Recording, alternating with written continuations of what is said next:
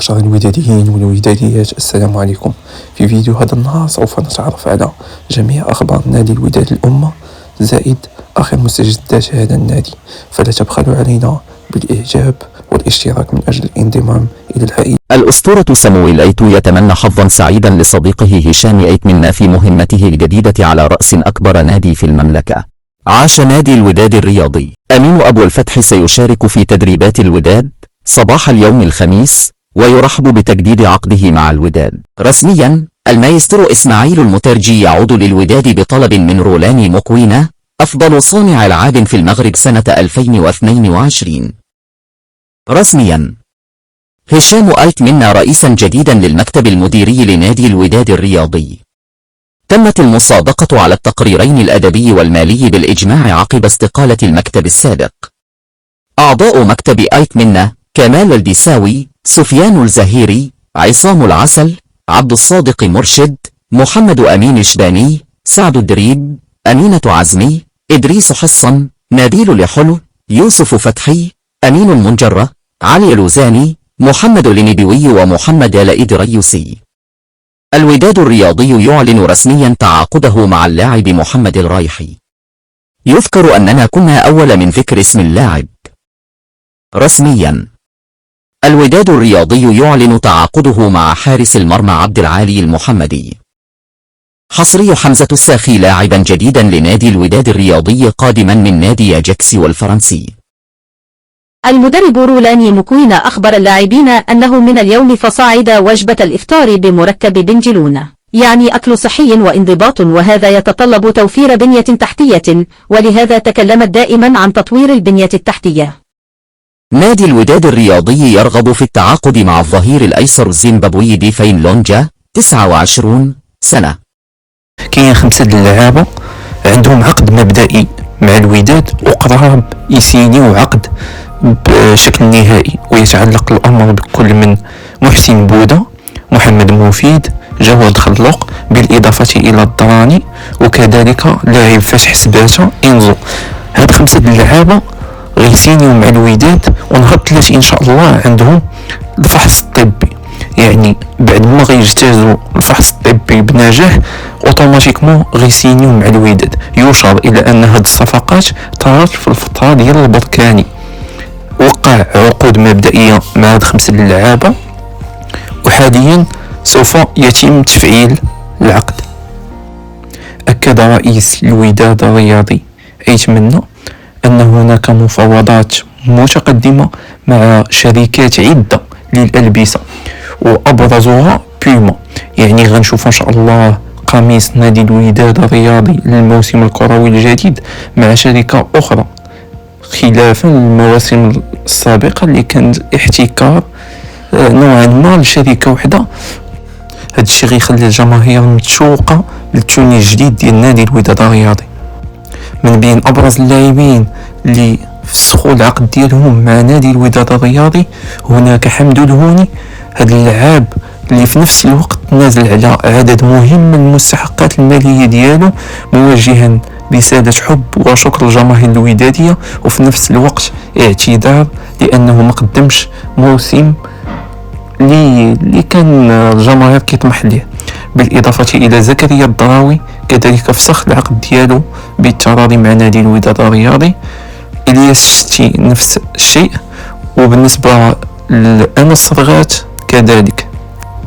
محمد أوناجم واسماعيل الحداد نهاية الإعارة. عبد المالك زولا بيع العقد ديالو النادي اللي كيلعب معاه دابا. آدي نهاية الإعارة. منتصر الحتيمي نهاية الإعارة، بالإضافة إلى الكابيتانو بيبو جبران اللي كذلك غادر نادي الوداد الرياضي، وكانت الوجهة الدوري الكويتي مع فريق الكويت الكويتي.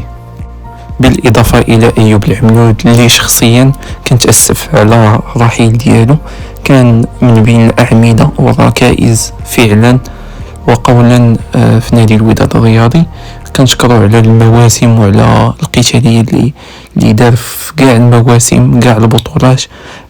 كإحصائية هو اللاعب الوحيد اللي ماركا في جميع النسخ في موسم واحد راه انجاز كبير، وما شاء الله على هذا اللاعب، ونتمنوا ليه حظ اوفر في الدوري الايراني.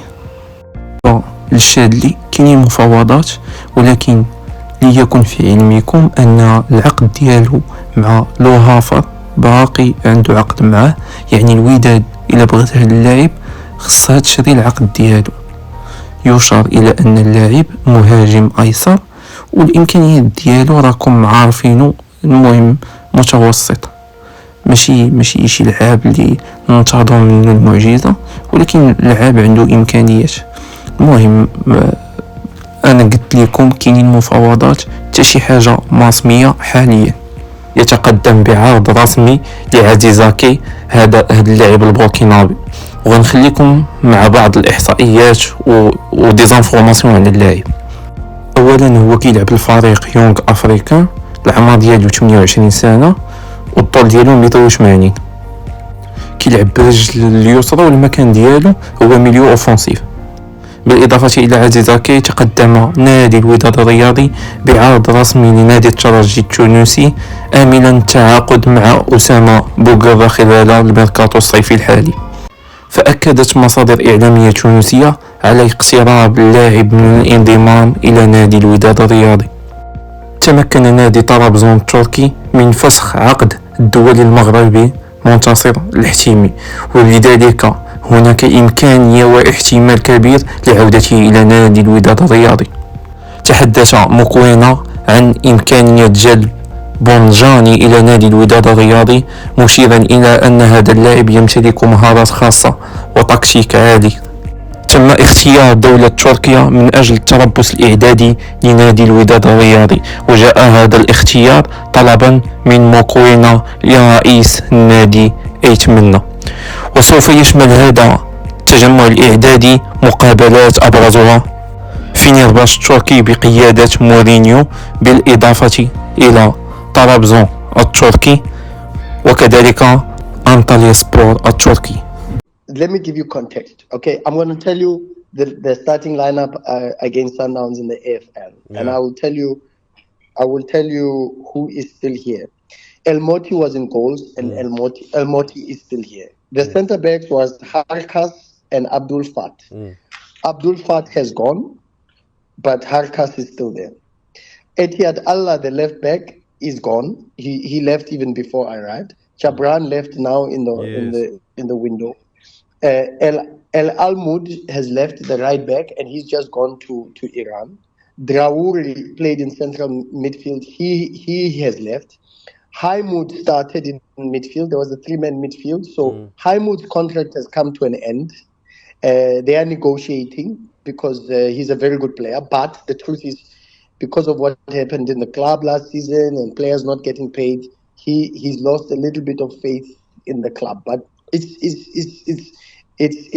let's see how we can do that.